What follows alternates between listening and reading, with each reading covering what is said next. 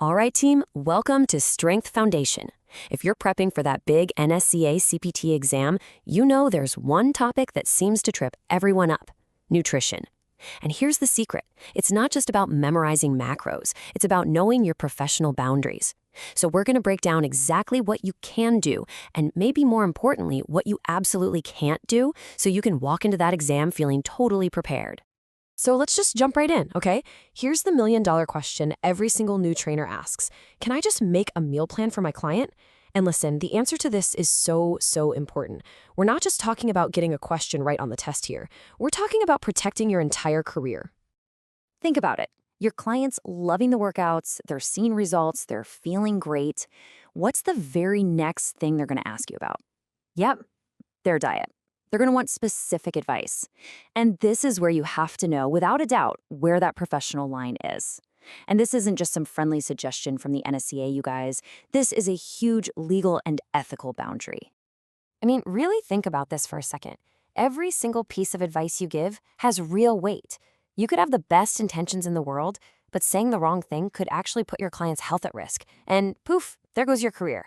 That's why knowing what not to say is just as crucial as knowing what you can say. For the NSCA, this is totally non-negotiable. Okay, so how do we handle this? How do you navigate these conversations? Well, it all boils down to one simple concept: your scope of practice. Let's make this crystal clear. We're going to look at what a personal trainer does and how that's completely different from what a registered dietitian, an RD, is qualified and legally allowed to do. All right, get your flashcards ready, because you absolutely have to know this term for the exam: medical nutrition therapy. You'll see it as MNT.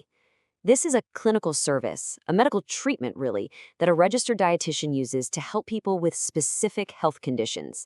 This is 1,000% outside of a personal trainer's scope of practice. Let me say that again. You do not provide MNT. Period. End of story. This right here breaks it down perfectly. Look, as a personal trainer, your lane is pretty clear. You're there to give general, non-medical nutrition information. You educate people on the basics of healthy eating using public resources, and, this is key, you know when to refer out. The registered dietitian, they are the licensed pro. They're the ones who can legally provide that medical nutrition therapy, prescribe specific diets for medical issues, and yes, create those detailed meal plans. And if you have any doubt, the NSCA textbook spells it out in black and white. Seriously, treat this quote like your personal rule book. If a client comes to you with any kind of disease or medical condition, or even if they just start asking questions that are way over your head, your job is simple. Your only job, in fact, is to refer them to a registered dietitian. That's it. It really is that simple. Okay, so we've talked a lot about what you can't do. We've drawn that line in the sand. But now let's get to the good stuff, the powerful tools that you absolutely can use. You can still be a massive help to your clients by guiding them and helping them understand their own habits. And the NSCA actually gives us 3 specific methods for doing just that. First up, we have the diet recall. This one's pretty straightforward. It's basically a structured interview where you just ask your client, hey, tell me everything you ate and drank in the last 24 hours. That's it. You're just getting a quick snapshot of what a very recent day looked like for them. Next, we've got the diet history. Now, this one is a little broader than the recall. Instead of just the last 24 hours, you're asking about their typical eating patterns. You know, what's a normal breakfast for you? What are your go-to snacks when you're busy? This gives you a much better feel for their long-term habits.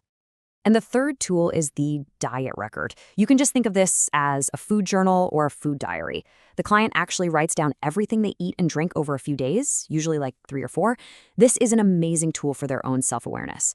But, and this is the most important part, your job is to help them collect this data, not to analyze it and prescribe a plan based on it. That analysis, that's the dietitian's job. All right, so you've used these tools, you've helped your client get a clearer picture of their own habits. Now what? What's the next step?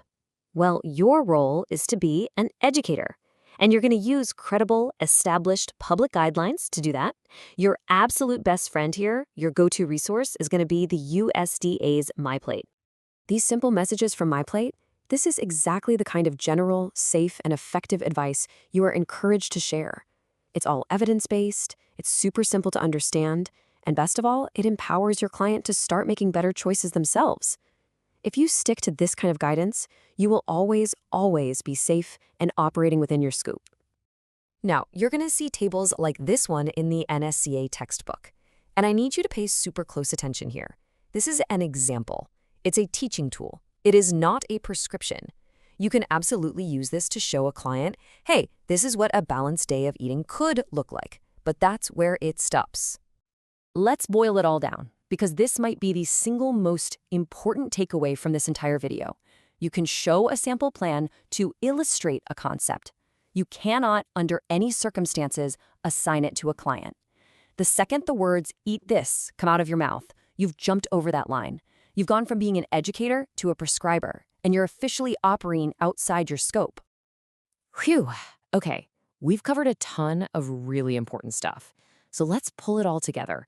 I want to give you a nice, clean summary of exactly what you need to have locked in your brain for the nutrition section of that NSCA exam. All right, here we go. Think of this as your test day cheat sheet for nutrition. Number 1, know your scope of practice. 2, never, ever prescribe meal plans or give medical nutrition therapy. 3, if a client has a medical condition, you refer them to a registered dietitian. 4, you can give general info based on public guidelines, like MyPlate. 5, understand those 3 assessment methods: recall, history, and record. And finally, the golden rule, the one you should write on your hand if you have to. When in doubt, refer out. That right there is what being a professional is all about. So look, knowing this line isn't just about passing a test. That's step 1. The real question is, are you ready to be the kind of professional who respects that line with every single client? Because passing the exam is one thing, but building a long, successful, and respectable career, that's about respecting these boundaries every single day. That's the foundation of a true pro. Thanks for joining me here at Strength Foundation.